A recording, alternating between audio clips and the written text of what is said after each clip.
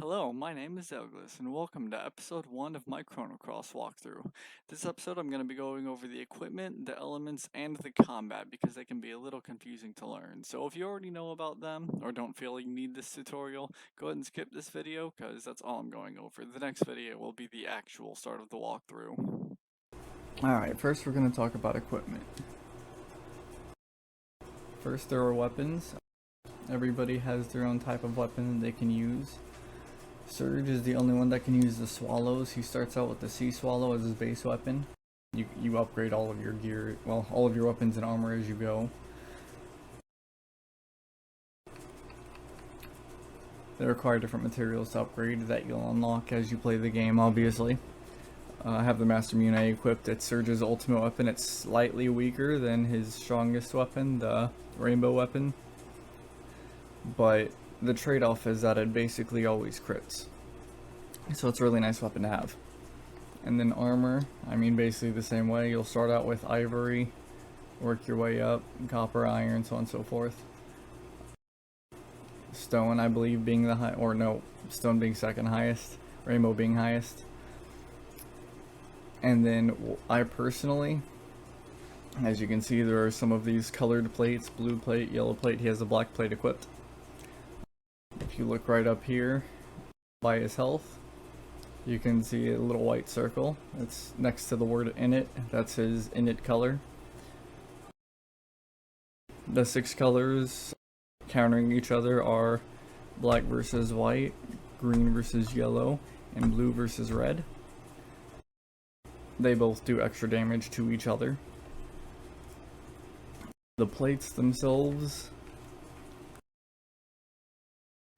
when you get hit by a spell of that color, instead of taking damage from it, you heal. So I like to have the plate opposite of their init color equipped to them. And then accessories, I'm not going to go over all the accessories, but there are a plethora of options. And they're what make your character really versatile and define what they're doing. Whether they be a mage or my Surge is made for just physical damage, attack power. My Lena over here is a mage. She uses a frying pan. There's a few people that use frying pans. I gave her a red plate because she's blue in it. And then Dreamer's Sarong is a new game plus item that makes your element power level 8 when you start off. I'll get to that here in a minute. There are other versions of the same item that aren't for new game plus only, that give 1 and 2 levels, and you can have multiples equipped so they all stack. Moon glasses you can get fairly early from Harlequin, from Sealing, and from Defeating. And they're just pretty decent defensive items, especially for early game. There's a plethora of options. You'll have to mess with that on your own. And then elements. Obviously there's elements of all the different colors. As I said, people take more damage from the color opposite their init color. That goes for physical and magical damage. But just as well, people do a little extra magical damage if they're using a spell of their init color. There's offensive ones, which I have near the top or toward the top of most of my grid here. This one with the star is a summon. I'll get to those in the combat. Along with these field effects, the different colored fields. These are the old ones that exist. There's no white or black field. And then Eagle Eye is a really good supportive one that I highly recommend. It increases your attack percentage. There's a better version of it called 99 that just makes your attack percent 99. But this version is more than suffice. It's always 99 except against a few select bosses. But there are a plethora of elements as well, as you can see. You're gonna have to mess around with those too. But those are the basics of how they work. And there's some some of them that can only be used by somebody of that color, as it shows down here in the description. Vigor can only be used by people with the blue init color, which is the whole reason Lena's on my team. Vigor is a really great spell that you can only get one of per playthrough, and it's from an optional boss, so I'll show you that when we get to it. It's much later in the game though. And one other thing that I almost forgot to mention. As you can see where my mouse is down here, it'll show next to the elements. On the right it'll show who it affects, and on the left up here it'll show a level, and then plus and minus and another number. What this is the normal level of the element. So like Holy Light here will normally go in the 5th element slot, and if I select it, it'll automatically go to that slot or that area. But the plus or minus here means it'll get weaker or stronger, but you can move it to a lower or higher level in the grid. And as you can see, I've done that with a few of mine, plus for Arrow Blaster, because I don't really have any carnivores right now, but I'll show you how to get them later on. Earthquake, Inferno. Yeah, a lot of pluses. Another thing to keep in mind when you're modifying where you're putting what. And another note on top of that I would just like to point out, a personal preference. Gravity Blow is a level 1 black spell. As you can see, I put the same spell in the level 2 slot. But for the lower level spells outside of that, I tend to use all of the ones that fit in that slot. Gravity Blow specifically, I do because the level 2 and the level 4 slots are Hell Soul and Hellbound. These are both abilities that have a chance to instantly kill whatever enemy you use it on. Not a high chance, just a chance. And if they don't succeed, they do nothing from what I've seen. So I don't use them and I advise against them, but to each their own. Some more things I want to explain for you guys. Number 1, the leveling system in the game, because it's a very weird leveling system. So how it works is you'll get up to 3 party members, as you've seen, but you have a plethora of options to choose from. As you fight with those 3 party members, they will slowly get stat buffs. That's their personal levels. They're not super relevant. They're not gonna do a whole lot to your stats, but they're nice. So you should be generally playing with the party that you want to use the most. But outside of that, the important levels go to everybody. Every time you beat a boss, you'll get a star, up to a maximum of 99. These levels give everybody that you have stat boosts. They're what are gonna make you really powerful. Outside of that, these attributes up here I should probably go over. So this top box up here, for the most part, this is the character's natural stats. Strength is how much damage Surge is naturally gonna do. Accuracy, how much he's gonna hit. His magic damage, physical resistance, agility, dodginess, magical resistance. And then stamina recovery, this is the only number up here that'll go up outside of levels. You can't level up stamina recovery with levels, honestly. I feel like they should have put this in the bottom box. But that's also personal preference, I guess.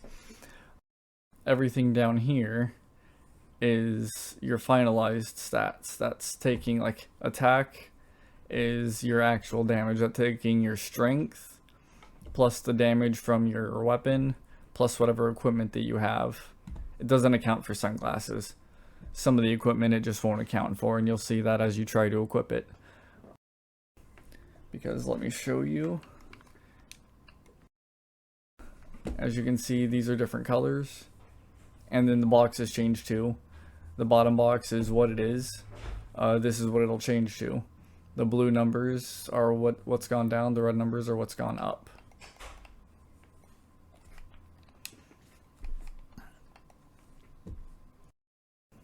But attack, that's how much damage he's going to do after his strength and all of his equipment is calculated for. Defense is his resistance plus all of his equipment, so on and so forth.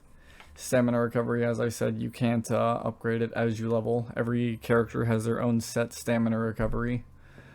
Draggies is the highest at 13, and then there's like 3 people, I think, with 8. That's basically the decimal of how much stamina they get every time you spend 1. So, like, his stamina recovery is 10, so every time I spend a stamina on somebody else, he's going to gain 1 stamina. And then there's a ring that boosts that number by 1, and a belt that boosts it by 2. And in case it wasn't obvious, overall stats, this is your damage, attack, defense is physical resistance, attack, it's magical attack, how much damage you'll do with your elements, magical defense, how defensive you are against your elements, evasion, how likely you are to dodge an attack, and hit, how likely you are to hit. It will never be 100%, just so you know. Alright, so this is the combat. It's turn-based, obviously. First things first, you can switch between characters at any point by just pushing left or right. But when you get into the combat, you have these 4 options: attack, element, defend, and run away. Run away is nice. You can do it against most bosses. If it's a storyline boss, you can't avoid them or anything, but you can run away to recuperate, or if you messed up, whatever. Defend will take 1 turn. Everybody will gain a stamina because a turn has passed, including the person defending. And I mean, obviously, as it sounds like, it makes you tougher until your turn comes back around. But once that character is selected again, even if you don't use them, they stop defending, and you have to spend a turn to make them start again. Element, as you can see, it's grayed out right now. It'll start like that in combats for a while. I'll explain why in a second, but that's where you go to use all of your spells that I explained earlier. And then attack, obviously. And attack is the first thing you're going to do in basically any combat. We're going to pick Ozzy because he's really annoying. He has defensive abilities. As you can see, the attacks are 1, 2, and 3. They're weak, medium, and strong. And then you can see the hit percentages next to them. That's its percent chance of hitting. Every time you hit with an attack, though, as long as you're still in the same combo when you haven't pulled back or anything, the hit percentages for all of your attacks go up. If you swing and miss, though, they don't go up, so be careful of that. And along with that, the numbers also represent how much stamina you spend on the attack. As you can see, everybody has a little stamina bar, goes up to 7, starts out maxed out. It can go negative. The bar looks like it can go to -7, but I've never gotten it past -6, so... But you will usually get it to -6 once you get into the game. Now, a tactic that I personally prefer, there's an ability called 99 that I don't have right now, but Eagle Eye works basically the same. I believe I explained that to you earlier too. So I just throw an Eagle Eye on Surge, who has his ultimate weapon that basically always crits. Then I attack, go after Ozzy, and now you see they're all 99%.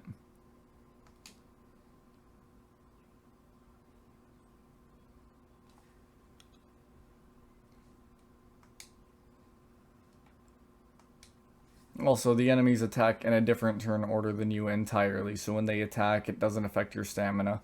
But when you attack, it affects the entire rest of your party's stamina.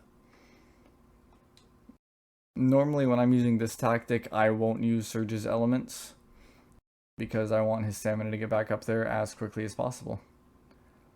Normally, I would switch over to Glenn because he's a full stamina and Lena's not, but Lena has that vigor ability I showed you, and I want to use it.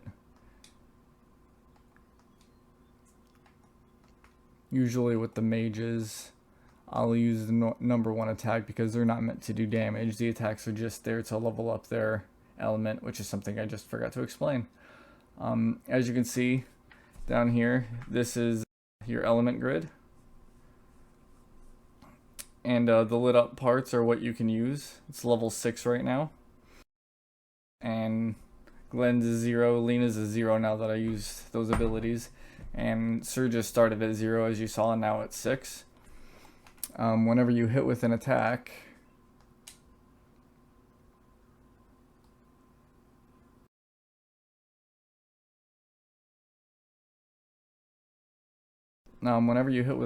you see it's level 6. It goes up if you hit, just like the hit percentages. It goes up based on the level that you hit with. So I hit with 2 3s and it's level 6, so I hit with a 3 now. Obviously it's not going to go up to 9, but 8.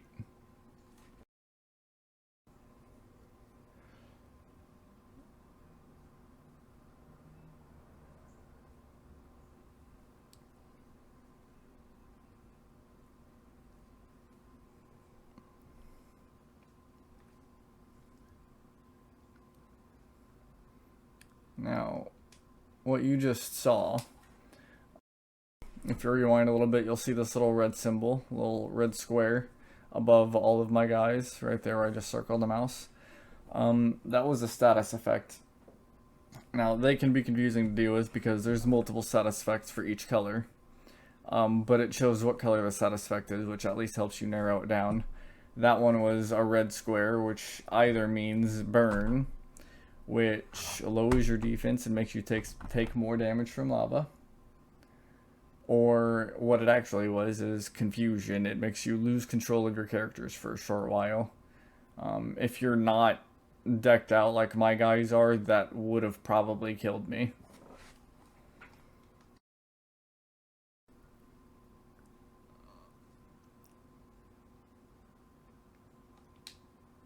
Now, his Eagle Eye is gone, but he still has Vigora. I'm hoping that I can get another Eagle Eye from Glenn.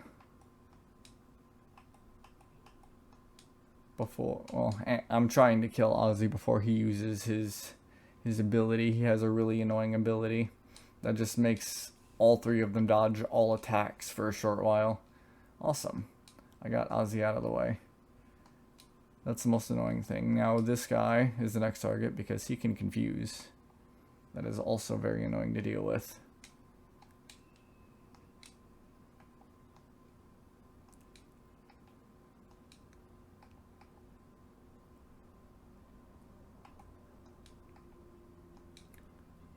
The game, generally speaking, will advise you use the strongest attack that is above 80%.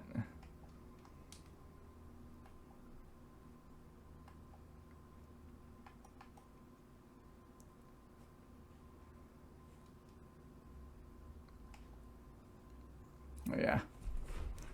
And if I didn't already explain it, this little symbol here, that means that it's a special tech to that character. Nobody else can use it, only that character can. Everybody has one at level 3, at level 5, and then I believe at level 7, but for most of the characters you have to unlock the level 7 one. And I did not get Lena's on this playthrough because of some of the decisions I made earlier. But everybody's a little hurt, so I'm going to use Cure All, which is a really strong blue only heal. And everybody's back at full.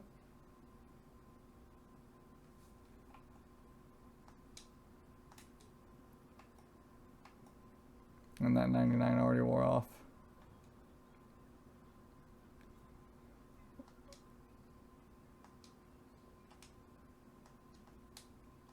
Not 99, Eagle Eye.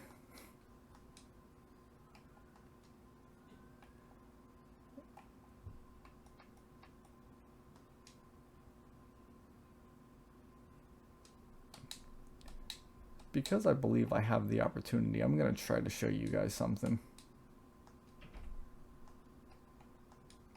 Now, normally I wouldn't do this attack with Glenn, but I'm trying to make sure this guy doesn't die now.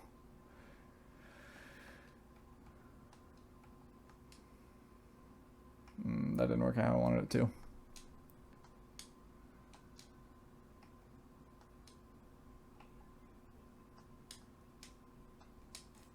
As you can see, I'm bouncing back and forth between characters to make sure, like, the guy that I'm trying to use has stamina.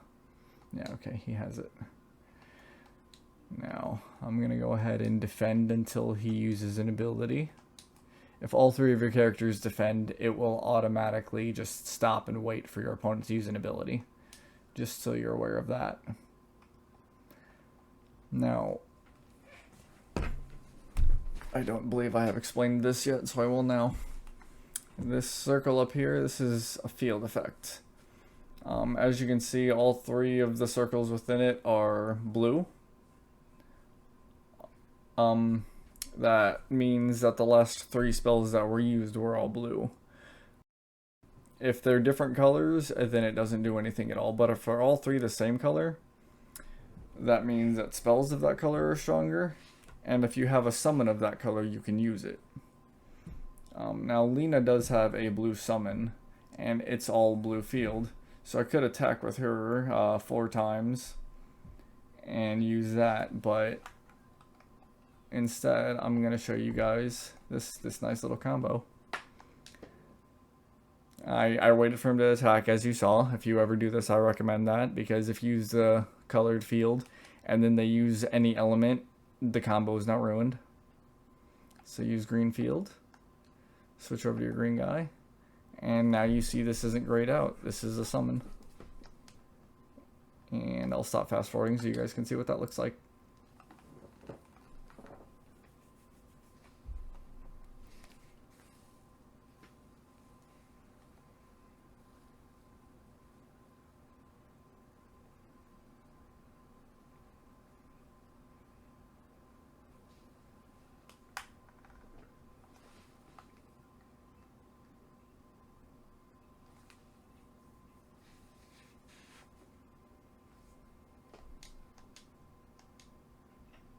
Oh yeah, and I went through a little fast, but on that last screen there were 3 options.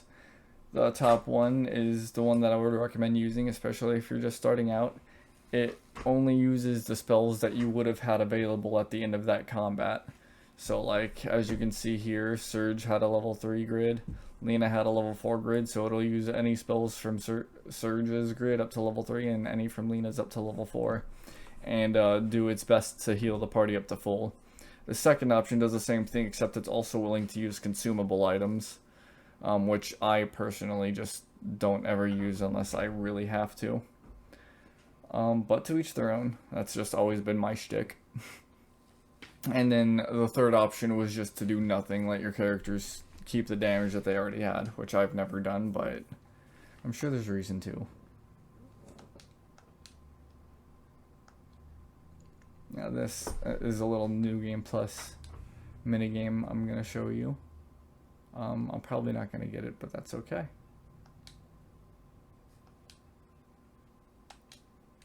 So if you didn't read what he just said, it's a little minigame where at the beginning of this, I had to run around this room 3 times to activate the combat.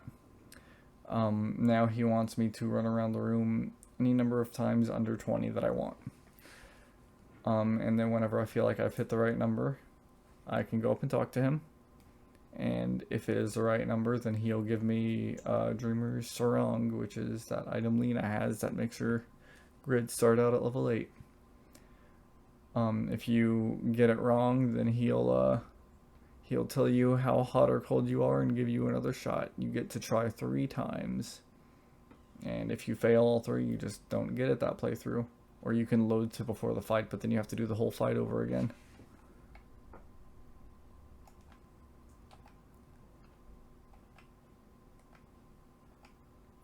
We'll start out with 5. I feel like that's a safe number.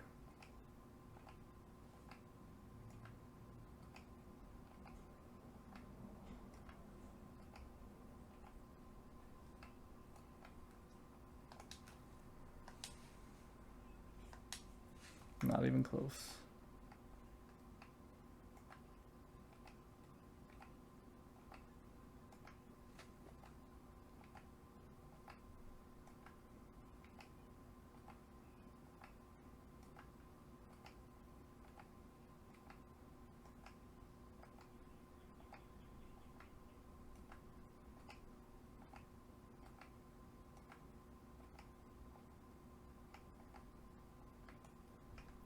we'll try that. I think that was 12, yep.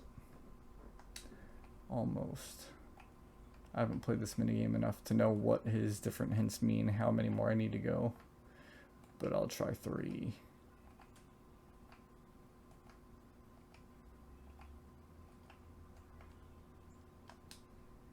Nope, too many. It's a really nice item though. Anyways, that's it for the combat tutorial. Hope it was helpful.